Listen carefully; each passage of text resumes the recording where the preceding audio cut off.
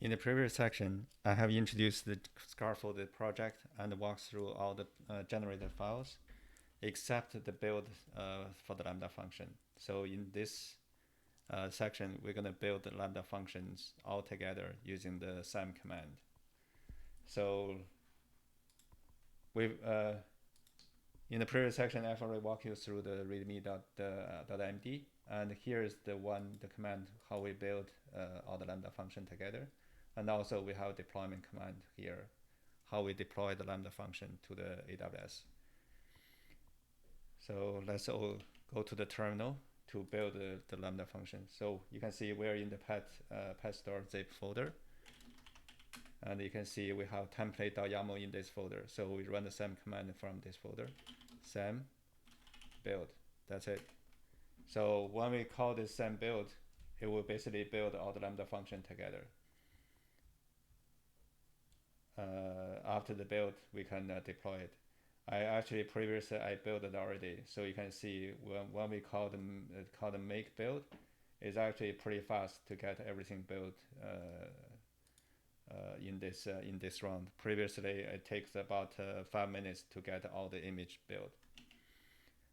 Let's walk through the build script so we know like how the build has done. If you open this one Lambda function, you can see within the Lambda function, we have a couple of files for the build. First, we have resource config. So this is the resource we specified because we're going to generate a Gradle VM native image with our Java code. So we have to specify the resources. We have app.yaml logback.sml as a resource. We also have a reflection.json. This is required because Gradle VM doesn't like any reflection. So any reflection code within our project, we need to specify that here so that it builds a static image. The make file is the one is the entry point how we do the build. So you can see within the make we specify the folder, and after that we basically call the Gradle w build to build the Java jar file. Once the jar file is done, we go to we're basically using the Gradle server to copy to the server folder, and after that we basically copy the bootstrap to this artifact folder as well.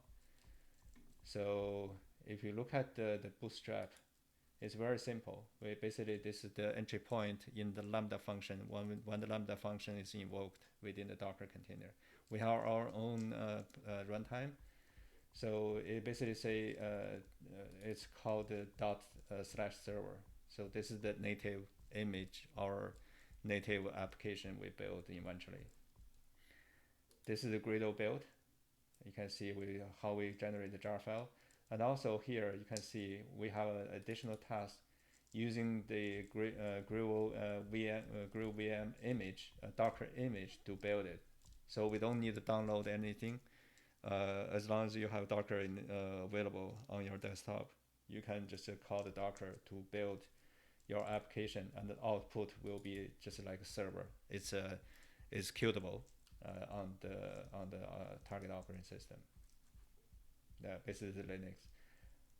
And after that, we basically say this is how we do the real command line to do the build. Change the command line and call the build GraalVM.sh. Yeah, that's it. That's how we do the build. We first build the jar file and then call the Docker to build a native executable. This is how we build GraalVM. This is the command line. You can see we just call this. This is Docker run. And after that, we have we are building native image with those options enabled. So those options basically specify the reflection JSON, resource config JSON, things like that. Also have some switch, like how we're gonna generate a native file. Eventually, we basically copy this generated file into the working folder as a server, is executable. Yeah, that's it. Gradle properties, that's all the dependency version defined here. This this just a standard like for the Windows and Linux, the Gradle W command line. So this is how we build project. Every Lambda function, you can see we have this those files generated for the particularly for that Lambda function, and everything actually is called within this template.yaml. We just need to call sam build. Everything will be built all together. The build artifact will be in this folder. You can see there is a .aws-sam folder after the build. And for every Lambda function, you have a bootstrap, you have server. So bootstrap is the entry point, and the server is the executable. Yeah, we also have this template.yaml file here. It's the same template, we just copy over. This is the build TOML file, and it basically gives you the information regarding to the build artifacts, and so how it directs us how to do the deployment, things like that. So that's a walkthrough for the build process. In the next section, I'm going to deploy the Lambda function to the AWS. Thank you.